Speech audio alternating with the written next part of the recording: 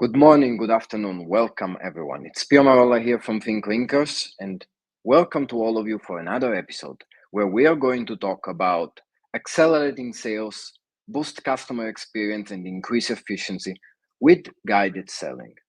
A topic that we haven't covered before, but a very important topic nonetheless.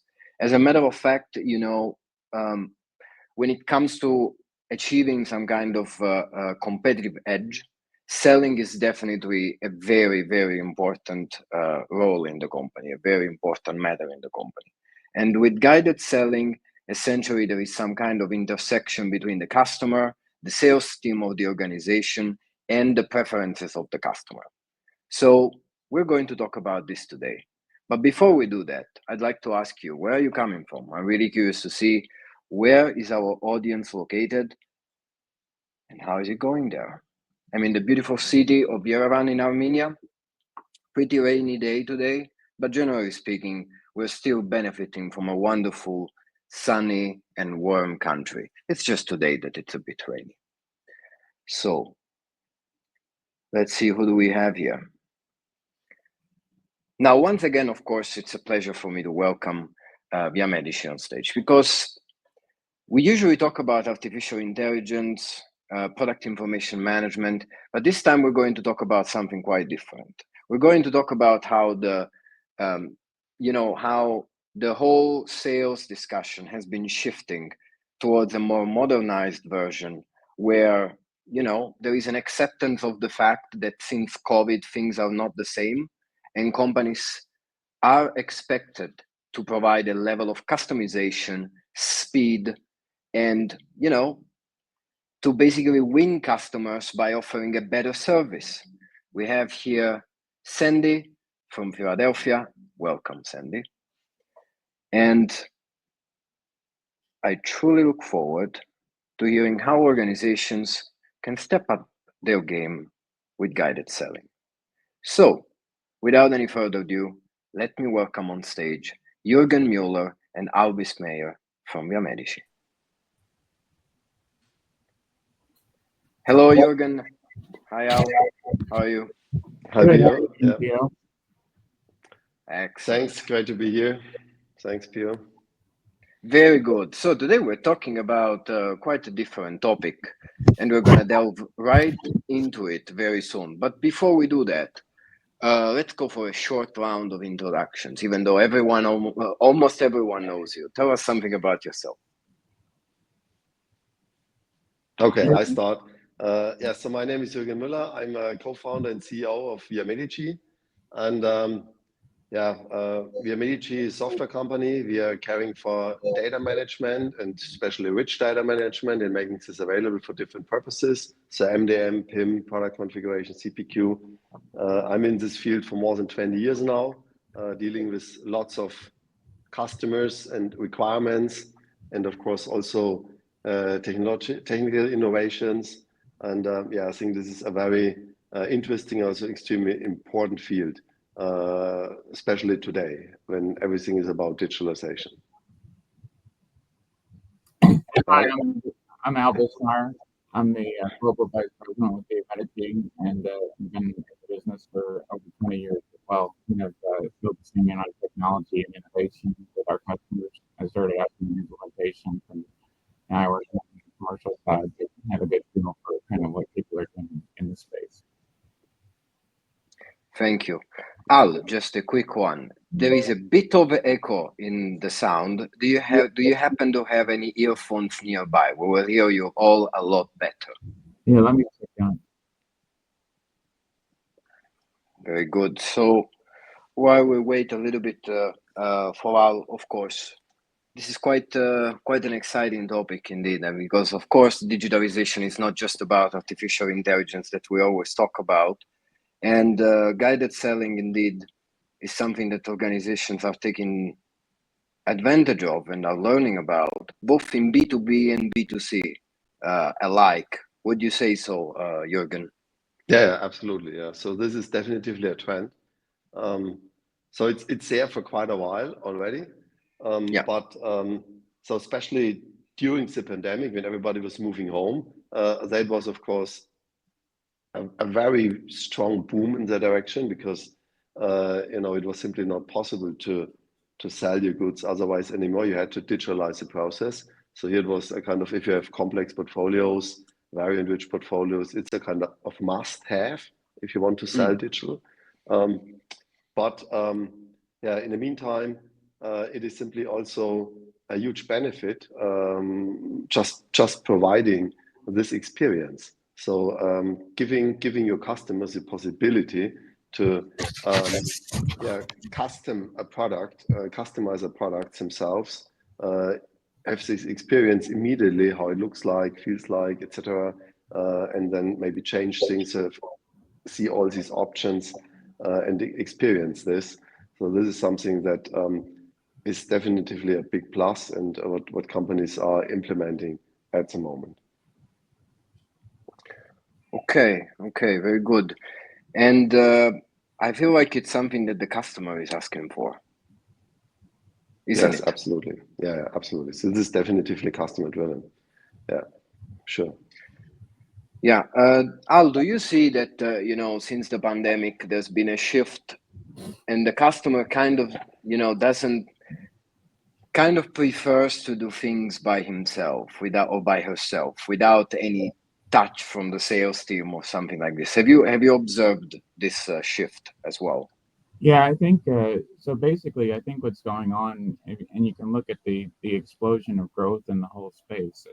It's growing at over 168% in terms of the actual category itself. And the reason for that is because customers got much more into self-service, and it wasn't just the end customer; it's also the salespeople, because salespeople couldn't get to the engineers or the people that were required to do the configuration of a product, and so they had to actually have information available to them, kind of like controlled empowerment, so they could put together a quote and actually respond to customer requirement. And so really what you've seen really since COVID is a lot more self-service, and it's self-service not only from internal stakeholders being able to put together a quote and a price and configure a product, but it's also external, could be from a B2B perspective. More and more companies are actually configuring their own products, cutting out the salespeople requirement. And then from a B2C perspective, people are become empowered. They want to make their own configurations and order the products that are specific to them. So it's really been a lot more self-service. And I think you hit on it when you did the opening. People want, what do they want? They want speed, they want orderability, and they want delivery. It's kind of like, I call it being Amazon. I want to be able to go in there, pick what I want, and making sure that it can be ordered and get it this afternoon or tomorrow or in 2 days, but no longer than that. And so companies are really struggling with the demands of the consumer and the demands of the stakeholder, internal and external. Yeah, it's a real deal killer for the customer when they see that it takes too many clicks to get something, or that it takes too long, or that they need to speak to someone before purchasing something. So I definitely see this. And look, when it comes to cutting out the sales team, well, there is that, but there is also the fact that sales has changed overall. It's and guided selling really empowers the sales team to have better conversions in the end, because if they already know what to propose, they already can go with a customized offer. That's much more likely that their conversion rate will also improve, isn't it? Yes, actually, I was just reading an article. So the conversion rates are up 40% if you use guided selling, which is huge, and that's to consumer or internal. That's a huge number if you think about it. And really, the reason when you think about it too is because when you're doing a configuration, people are invested in it, right? They're putting their own input into the requirements, and so there's an investment there, and they're getting specifically what they want.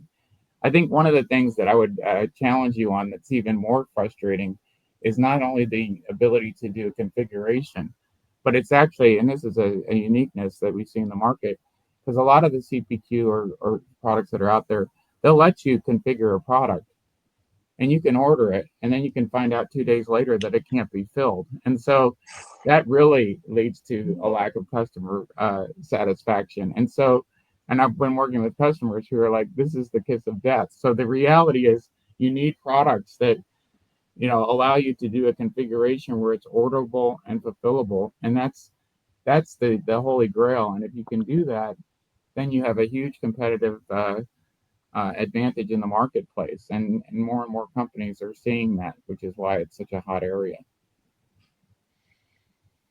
Yeah. Since this is a topic we're discussing, let us kind of help our viewers visualize basically what they need before they start with guided selling. Because of course there is also a need of good data to begin with, right? And how does this process work? Let's give a little bit of an in-depth description of step by step how to get into it. I can either of us can probably take it. Go ahead, Juergen. Yeah. Yes, of course. So you need data. You need good data, quality data, for your products, for maybe also ports and whatever belongs to your products and variants. At best, also kind of rich data, so including animation, image, video, all that stuff. That makes it much more attractive. Then you need also pricing information and access maybe to pricing calculations, things like that, also structured. And access to this data has to be fast, so not slow. So you really need everything. Speed is key for everything here. Then you need those rule sets, so the models. So the models describe your product and the different options. So this can be something simple like an office chair, or maybe just a pair of running shoes. We have different colors and other stuff you can combine or not combine. And you need to build those models. So these are the elements you need. You need very good, high quality product information, product data. You need multimedia data and animations, and you need to build those models. When you have that, then of course you also need an engine, so configurator engine that is executing the requests. And then of course you need to integrate the whole thing maybe into existing applications, like for example e-commerce solution, seamless, using the instruments that e-commerce solution provides directly, or into a CM system and plug it in there, and then your sales team can configure quotes and things like that within maybe SAP CRM or Salesforce, Microsoft CRM systems or others. You can of course also integrate it online, your website, or make self-service available, whatever you want. And here again, it is key that you provide a great customer experience. So nice look and feel, easy to use, intuitive processes and workflows. And of course, for a real good customer experience, it's key that the whole thing is, as I already mentioned, very fast and super responsive, and gives you all options in order to design the user experience you like it, and also the workflow for the user as you like it. So these are the elements, but also it sounds maybe quite huge or complex. It is actually not so much. So of course the data problem, if you have no data available at all, then this is the biggest part. But if you already have structured data available, and also the multimedia things available, many companies have that because they also already today feed their different platforms with data. Then it's mainly about building those models. And this is not too much effort. So here there are great tools available. You can build those models quickly, and can also do it yourself or hire an agency who's doing it for you. And the user interfaces This is also relatively easy because they're great frameworks, easy to handle. So of course it involves some skills. You need somebody who has some skills regarding those topics, but yeah, it's relatively easy to handle. Building these large models for very complex things, this is yeah, also requires some experience, but again, there's good guidance available and everything, video tutorials, etc. So it's yeah, not that big task.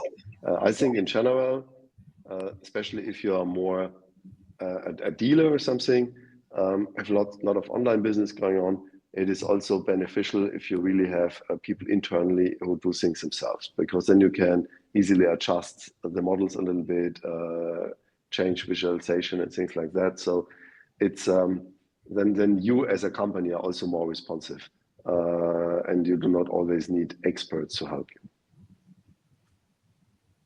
Of course. And do you have some figures, some numbers about, you know, how has this affected sales for organizations that have implemented it?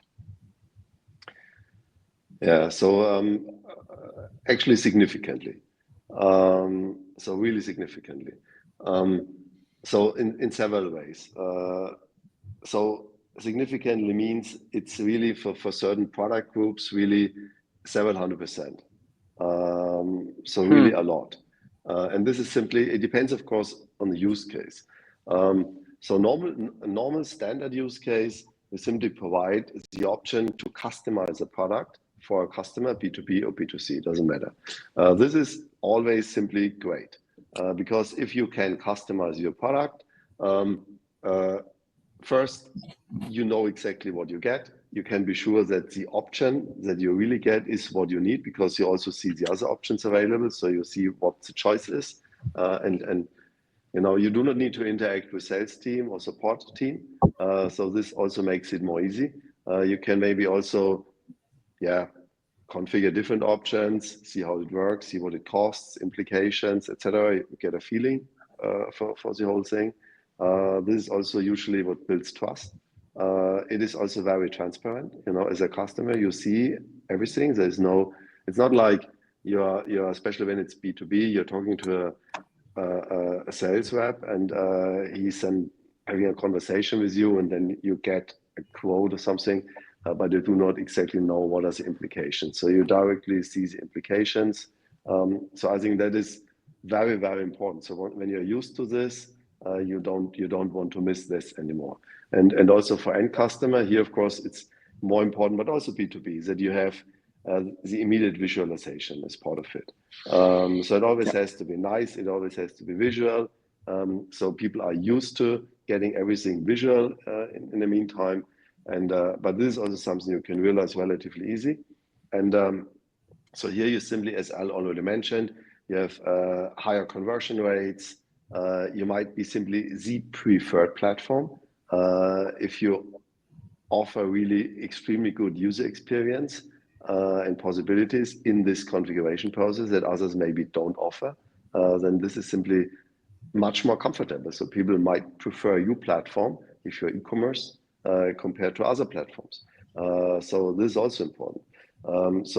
This adds maybe 10, 20, 30% or so in sales. And this significantly drives sales. This is cross-selling opportunities. It is, you know, especially if you have exactly this, you have some customization, maybe again B2B, you have machine or something, an engine, and you start a configuration process. And then you also might directly want to order some spare parts with it or some other stuff with it. The problem is always, what exactly do you need? Because what you need and what fits might depend on your specific configuration. So it is extremely difficult to, you know, show you what exactly fits to what you want to buy. But of course, if you have such a guided selling infrastructure set up and available, then this is immediately there. And so this is something we see very often. that, for example, it might have been extremely difficult to sell some accessories or something for certain products, because it's simply so many variants that it's too difficult to somehow present the right stuff. And now, as this is super easy, once you have configured your thing, it's very simple to then suggest, okay, do you also want this? It fits exactly your configuration. Do you want that? Fits exactly your configuration, etc., etc. And this is a big help.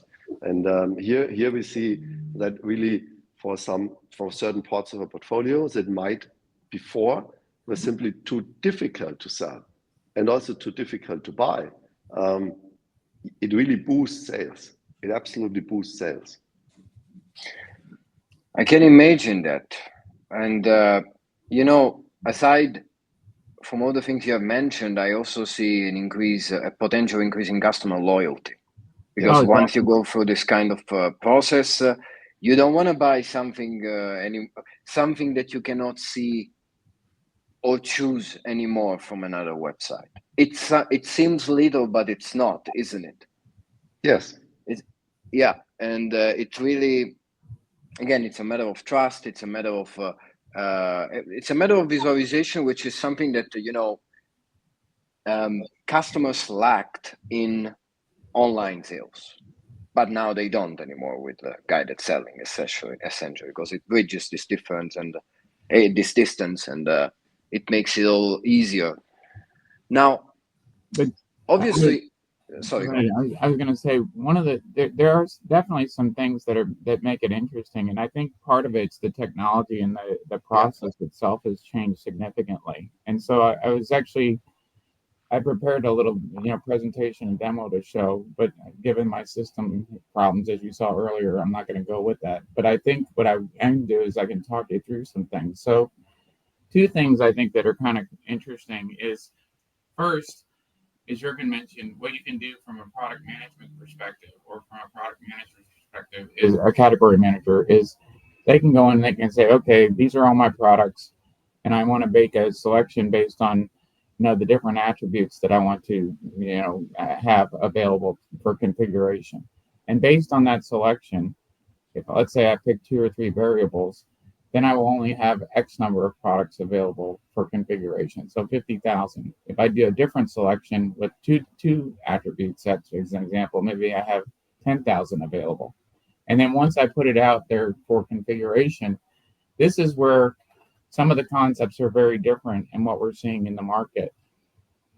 And that is using a declarative configuration set. And what that means is you can actually select your an attribute that is required by you. You don't start at the front. So in the past, in the old days, even before COVID, when people had a configurator, it was very linear. You start at the front, you go, I want A, B, C, D, E, and then I get to the end and I'm done. Now what you can do is you can start in the middle. Let's say I want something, just to give you a very easy example, I go to a retail store and I'm looking at a bunch of plants and I have no idea about plants at all. But I need plants that'll be in full sun because they, halfway through the summer, they burn up on me. So I need to know which plants are the ones. And I type in full sun and I get 3 plants that come back to me. Same thing if I'm doing a configuration. If I'm doing a configuration on a car, instead of picking out the car, the BMW or the Jeep or the truck or whatever at the front end, I pick, hey, I want something with big tires. And what it does is it excludes the other automobiles that don't use big tires. So I'm picking the attribute that's most important to me. I need it for snow removal or to get across a creek or whatever. So it's going to tell me where to start, and then I can build off based on the attribute sets that are important to me. And so that's a new thing that's happening too. As you make your selections, you are excluding other things. And the way that this works out so that it's buildable and orderable is you're proving out each of the components. So as the components are brought together, you know that you have something at the end that is orderable and that is manufacturable. And what we're seeing a lot of our customers do is the actual product that they order may not even be in their ERP system. It may have to create a brand new key. So let's say hey, I know that if the category manager says, hey, I want to make these things available, and somebody wants a new color, magenta, which isn't typical, you put magenta in, guess what? We're making a new product here. There's a new variant goes in, and they can make it in the system and then produce it. So it's very dynamic and it's real, but it's proven. So it's kind of like controlled empowerment. You're giving people enough ability to just make the selections that are specific to them, but then you also are verifying that what they're selecting can be made, which is where the whole market's going. So kind of a made to order kind of thing. For your requirement, yes. Yeah. And that's the power of the technology. And so if you bring, and it goes back to what Juergen said in the meeting, or you even mentioned, good data. You need good data because you're bringing the pieces together. If you don't have the data, that's the building block. And then your attributes work in concert with that. And then your flexibility with regards to the way you're sequencing this stuff, the declarative type of process really allows for a lot of flexibility. And then taking it and bringing it to the web and pricing and all that, that's where the market's going, whether it's internal stakeholders or external. Okay, got it. And I mean, as I'm listening to this, I would assume that this has also implication on inventory management, inventory optimization, isn't it? Or ramifications, at least, into that. Yeah, absolutely. So it has implication here also, impact from different sides. So one is that you can simply track what is going on your platforms. So you see what people are doing. You see when people, for example, usually stop a configuration or sales process because maybe an option is missing. So it also helps you to optimize your portfolio and to optimize the options you present. But you of course also get data on what are the things people are dealing with most in different regions in the world. How much time do they spend on it? Then you have some other data on what does it mean in regarding conversion rates, etc. And from here you can then directly kind of calculate what you expect that you sell sometime in the future. So this is actually very reliable, and also several of our customers have changed the way they are managing the inventory now. And also, if you again manufacture, and it's maybe also about that you have to build the stuff. Then you have all the ports, etc. And also here it really helps to manage this. And you have a very good, very reliable forecast. So this is a big advantage. Yeah, I was going to mention that. So Juergen and I were talking about that. We can't use the name of the customer, but we were talking about this recently, and we have several customers that use configuration for forecasting because you can see when you time out and don't do something, and you can see a trend that this is going to be in demand, so they can get ahead of the curve in terms of what they need to have available, so that they can actually have it available in the future. Yeah, and it's a big deal. Indeed. Now, obviously, as we're talking about configuration, customization, the first thing that comes to mind is a car or clothes or anyway, B2C, something in the B2C area. But this is something that also guided selling also is very, very useful and valuable in B2B as well, isn't it? Oh, definitely. Yeah, absolutely.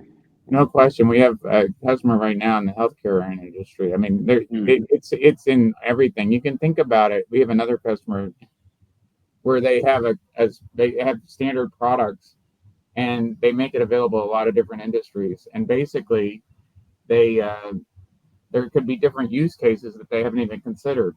But if they let the market configure it for a specific thing, like, hey, I use this with potentially this use case. They know from an engineering perspective what it can and cannot do and what it can and cannot be exposed to, but they may not have the actual use case in mind. And so they, an end consumer or a distributor can actually configure something and they come up with a whole new product category potentially that they can replicate internally. And so they're very excited. They see this as game changing. And so it's not just about that incremental sale or what you're doing from that perspective. It can actually open up whole new categories for you as an organization that you didn't even think about. So in effect, you're using your consumers or your distributors as your innovators, if you will. And who knows better than what's needed than the market, right? So you're getting some real-time input in terms of what is required from a configuration and product perspective. Oh, absolutely. There is all what we have mentioned right now. These are all incredibly valuable things. There is, of course, the direct sales that happen and the conversions and everything else, but indirectly improving your product or improving your, the inventory optimization. I mean, that's not a little thing. It influences dramatically on the growth of the organization, after all. Yeah, absolutely. And it really also, so what you also get, it helps to increase engagement rates. So people are much more willing to provide you feedback. So this is really, it's not only that you see when they maybe stop a configuration process because maybe an option is missing. If you make these features available, then people are also very willing to provide you input. Like, would be great if this could also have this and this stuff or meets those requirements, etc. Like maybe would be great if it's also waterproof or something. If you're already used to that, you can configure things and you can customize it as you like. You're already in a kind of digital dialogue, and so you're very much willing to provide this information and additional feedback, and so it's usually you get much more and really high quality customer feedback in those processes. Yeah, that's a great point. I was just thinking about that because one of the things that we get into a lot of times is, hey, can I pick this up at a later point? Because what happens a lot of times is you're in the middle of your configuration and then you're like, oh, I don't know what I need, so I got to go back and ask somebody. I want to pick it up and complete it, and you can't obviously do that. But that's another thing. And going back to Juergen's point, it's all about this engagement. So you're keeping them engaged because they've already committed to getting a halfway or 3/4 of the way down down the path on this thing. They want to finish it out. Okay, yeah, I can absolutely see this. And what happens then if they ask for picking it up later? Do they receive an email with the status where they were, or how does the system react to their request? So they can pick up the configuration that they were working on and continue working through it. Yes, it's we do that in the B2B space all the time, definitely. Very so good. You can also share with your colleagues or your engineers, so they have a look and things like that. That's also important if you're in the B2B space and it's more complex. Then maybe it's not something you can do or want to do alone. You might want to invite others and share a configuration through the process that others can provide the input or check it in the end before you place an order, or maybe even decide to share it with a sales consultant or an engineer from the manufacturer, so that an expert has a look at it and gives you some feedback. So that's also possible, very easy to handle, very comfortable. So now everything that is easy to handle, this is what people use. Indeed.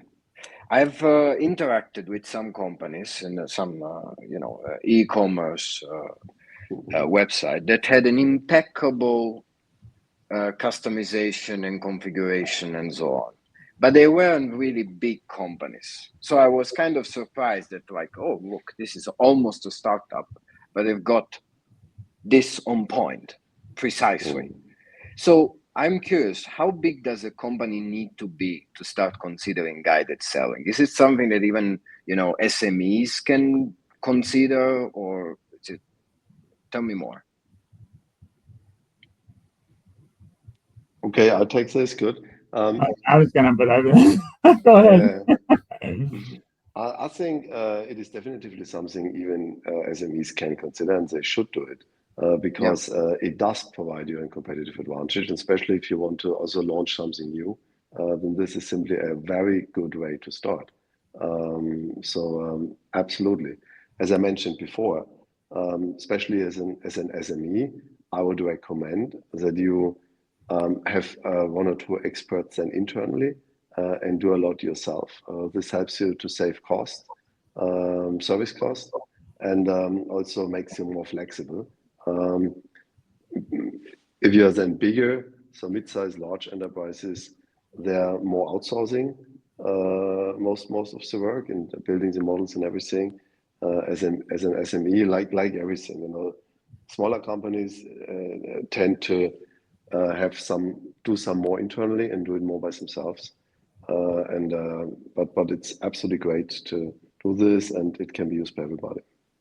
I was going to say, so we have I can't use the name of the customer, but actually maybe I can because we're coming out with a case study on them. But basically, we have a customer, and this is, I know we try to stay away from the commercial side, but we're the only company that does PIM and configuration together. So you can buy the ePIM solution with the configurator. And we have a customer that's in the SME space, essentially, that they manage everything. So they do pattern reward management. They actually manage all the products that are configurable versus not, and they do their configuration and expose it to the web, and it's been extremely successful for them. And they started out actually at a small sales force where their end consumer would actually do the configuration. They would pass it, as Juergen had mentioned, to their internal sales force or people for review, and then they had more power in terms of what they were able to do versus not, because versus the end consumer. But then ultimately it gets pushed out to the end consumer, and the end consumer can do the configurations and ordering directly themselves. So, and all of that's by themselves. So they didn't, we taught them the first part, and then they did the rest of it themselves and managed it themselves, all in house. And so that's pretty much a trend, and they can leapfrog a lot of the competitors with that. And so it's very much doable, and I think you're going to see a lot more of it in the future. I can absolutely see that, and yes, smaller companies with ambition, this is a fantastic competitive differentiator, and somewhat is also a bit easier because you can start things well from the beginning, right? You can already begin with this with less maybe opposition or less obstacles, because in theory, small organizations, are building some of these things for the first time. And you brought up, Al, about PIM and product configuration and guided selling. So it kind of makes sense to start with PIM, isn't it? Because all of this relies on correct product information management. So basically what you do is you help organizations to get the data right first, and then proceed up to the end customer, offering them the best customer experience and the best choice and everything we have discussed. Is that how that works? Yes. Yeah, yes. Exactly. So that's absolutely it. And yes, it's definitely required. You need to have your data, and you need to have a source for your data. So this, in most cases, it is a PIM solution, but it can also be other solutions. But you have to have a reliable source for your data, and it is necessary that you can easily access it, and it's available fast. So as I mentioned, speed is key here. But yes, and if this is not there, then it really starts with structuring the processes on how to capture the data, and maybe build interfaces to other solutions where it's already some data, and cleans it and all that stuff. So then this might be the start to make sure that there's a process where at the end of the process, you simply have high quality and granular data and multimedia data. And based on this, you can build up your configurator. Absolutely. It makes so much sense, and it's one of those processes where we see really value creation from data, right? Because it ends with the purchase as well, right? It starts with solid data and it ends with the purchase and with an overall increase in growth for the organization. So great stuff. So obviously, I because we always talk about artificial intelligence, let me ask you, what about artificial intelligence in guided selling? Does it have a role? Can that help? How does that? Shall I pick it? Or do Sure, you? yeah, I have my ideas, but you can go first. I'll go second. Go ahead. Yeah. So there's actually a lot going on regarding AI and guided selling. And this, of course, already starts kind of in the back end, like creating source models. This is a process that you can also more and more automate based on AI and existing information you have in your company. Like maybe you can kind of reverse engineer from all the variants you have, the models and rule sets, and make them smarter and more intelligent. So here it simply has to speed up go live and time to value. You can also use AI in order to get more customized information, like also text, images, etc., more specific, more customized, and directly created by AI. So this is things that you can already do kind of in the back end, and that reduce the amount of work, but also improve the customer experience you have. And then, of course, the other things like make all that stuff immediately available, multi-language, etc., which is also a strength. So this might, especially if it's very complex, might also add some additional work. You don't have that. So these are the simple things. So this is it's again. So usually, what is the stuff that is very easy, again, very easy to use, very easy to implement, that gets immediate benefit, saves money, saves work, and is not too complex. This is what people usually use most. And so these are the topics that at the moment are most relevant when setting up guided selling, guided buying applications. And then, of course, you can, I think I mentioned it earlier, that there's a general kind of tendency towards creating completely, but not only guided buying, guided selling, also in general, creating a kind of completely automized, let's say, digital marketing and selling robots that simply provide the complete experience, like text, image, visualization, etc.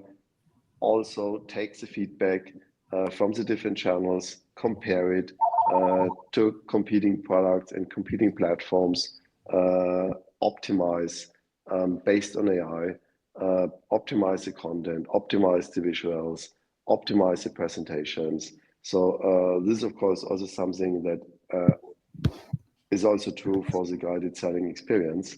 And you can use also outsourced technologies together with the guided selling features. Now, I'm curious about your point of view about this. Do you think that there can ever be too much automation in this? Meaning, I'm thinking about customer experience or customer service, right? Generally speaking, if it's well designed, the automation provides all the answer that the customer needs. But do you think that we can go past a certain level for the sake of automation and deprive the customer of some kind of human interaction that the customer needs?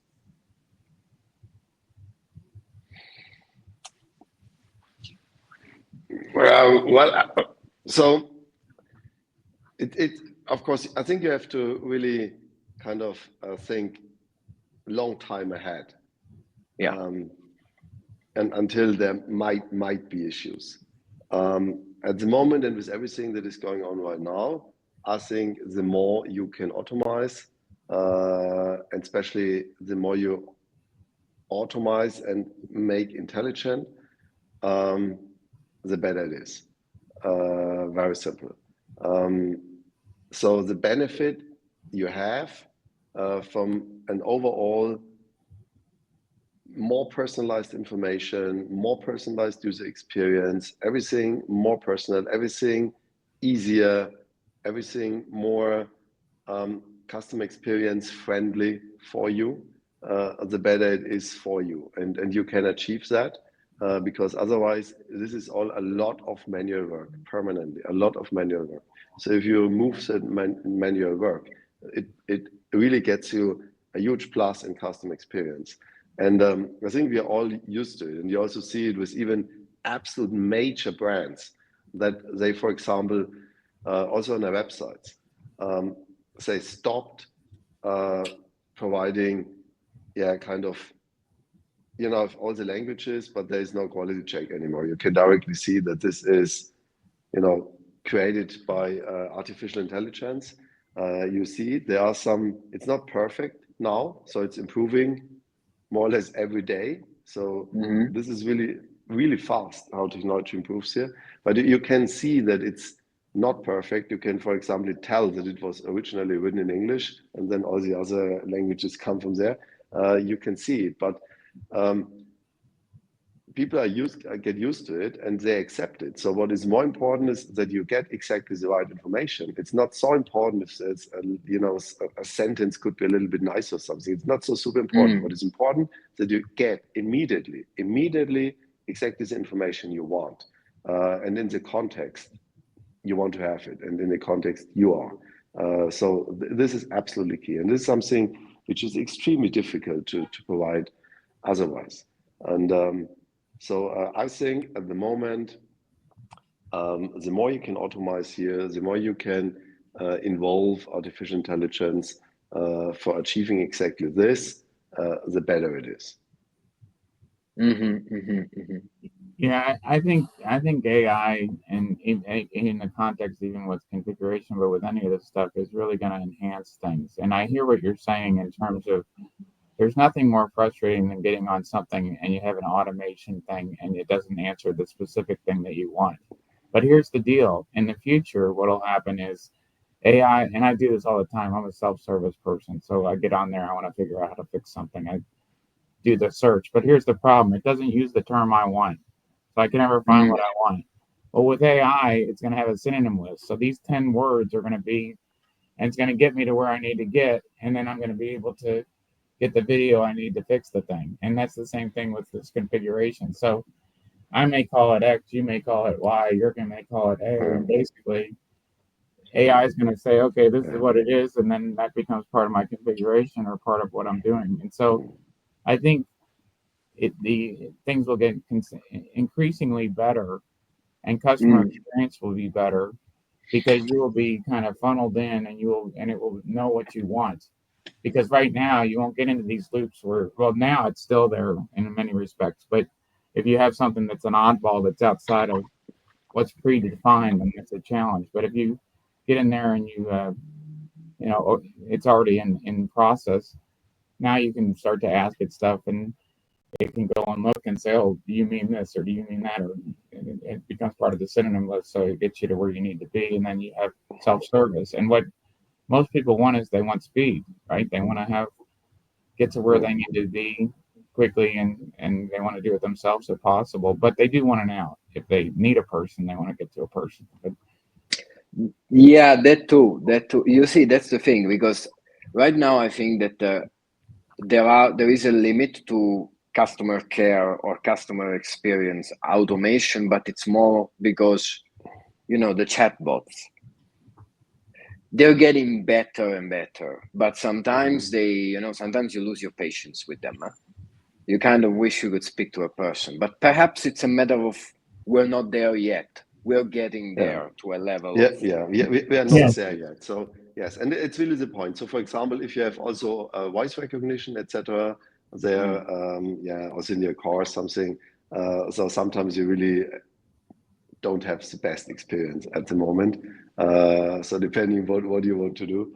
But for example, if you have a chatbot where you type in instructions, this is already extremely good.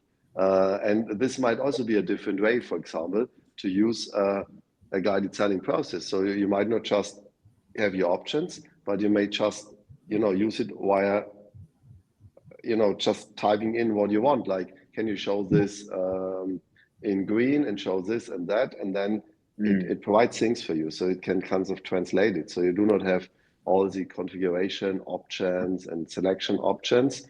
You can directly communicate. And it will tell you, okay, here I have 10 other options. Do you want something? I also have this available for outdoor, and I have this available for here. It can communicate with you. So, it's like an assistant that helps you find your stuff. And I think this is anyway a way that everything, this is a trend to move away from these more, not really software-like, but still configuration, selection, option process, click down, things like that, towards a more dialogue-based process, where you are communicating with the machine, and it gives you feedback and guides you through all the process. And this is actually very good. It is very good. It's very fast. And again, what you need in the background, you need all the data, you need all the information.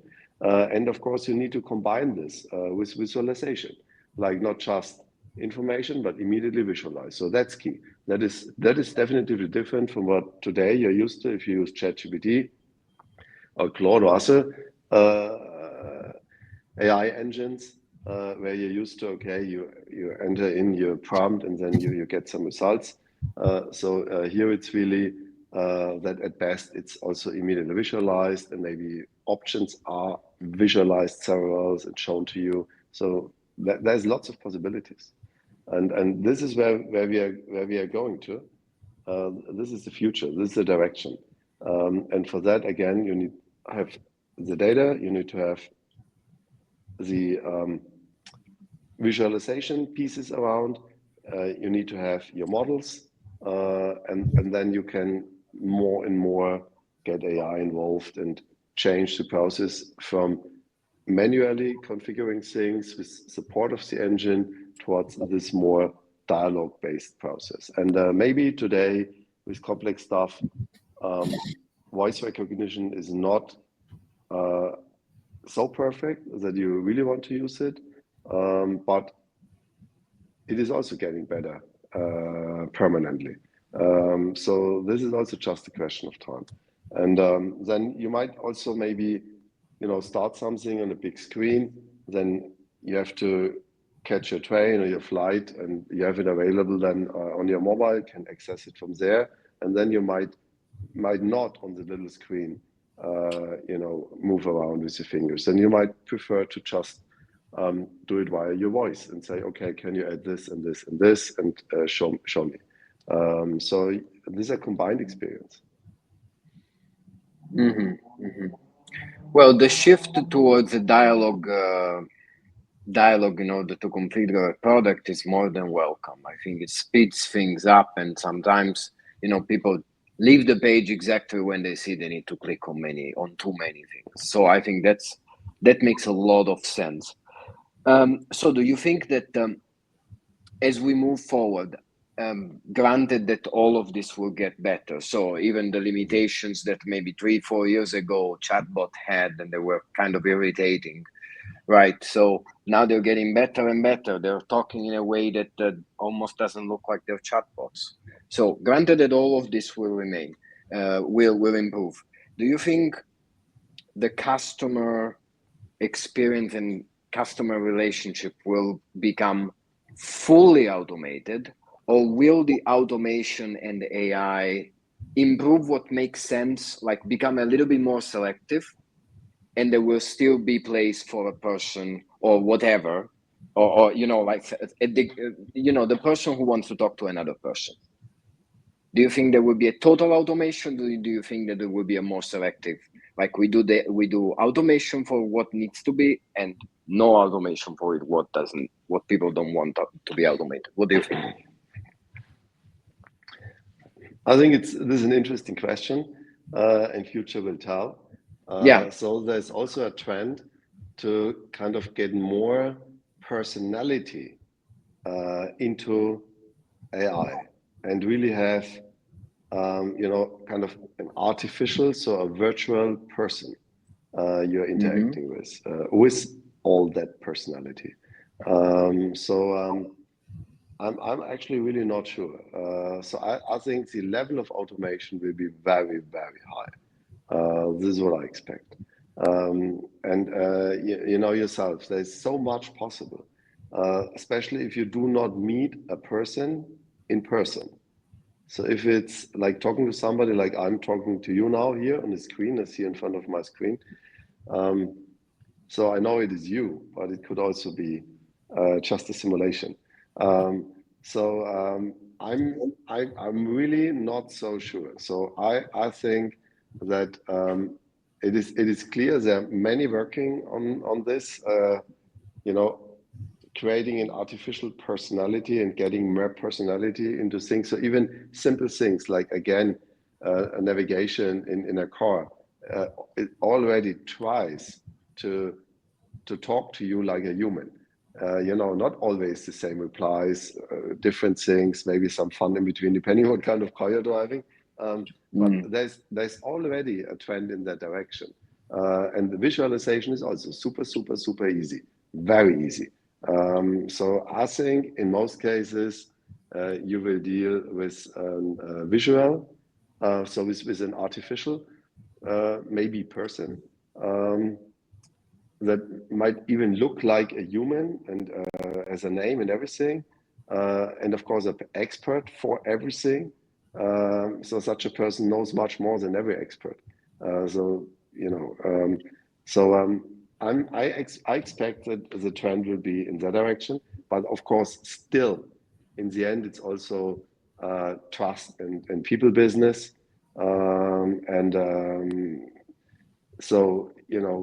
meeting people in person, interacting in person, all these things. This is also important. But in the digital thing, I personally think you will very rarely, extremely rarely, see direct people interaction on the side of the seller. So I think there will be almost everything automized, and if you interact with a person, it's an artificial person. Actually, yesterday I saw a video. There is an AI that basically takes your face and is able to animate your face, and it looks like, so for instance, I could be an AI right now, and I could be walking around here, but because it's for people who basically like to walk when they talk, and this thing basically seriously, and it's like, they could be walking outside having whatever they want to do, run or something. Of course, it would be a little bit weird if they're running and you can hear it, but the point is there is an AI avatar interacting with the person on the other side of the screen. Exactly. I don't know how to feel about this stuff, to be honest with you. I mean, I can see, because just like you, I can see the enormous value there is in meeting people and in human interaction. And we will see how the future will evolve in this sense.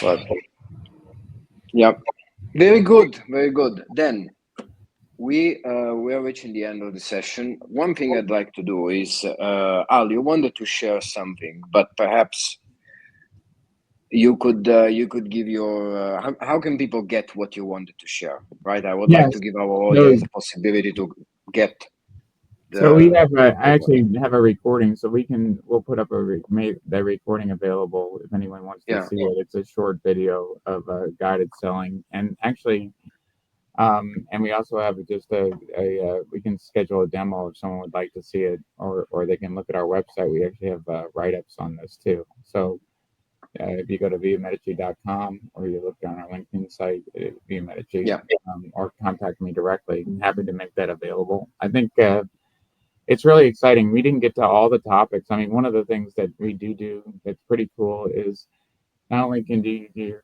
configuration, but it can make recommendations. So, like, let's say you say, "Hey, I don't want this." It might say, "Hey, doing a discount. Do you want that?" Or as a component. So use a different window. If we're doing Windows as an example, maybe you have a bigger window, this type of deal. So making a recommendation is a component of the overall product. So it's here to stay. It's accelerating. It's an exciting field. We talked about some AI and what it's going to do with it, but definitely check out our site and we'll get you the information. And apologize for the technical difficulties, but I didn't want to risk it. I mean, heck, I couldn't even talk to you there for a bit.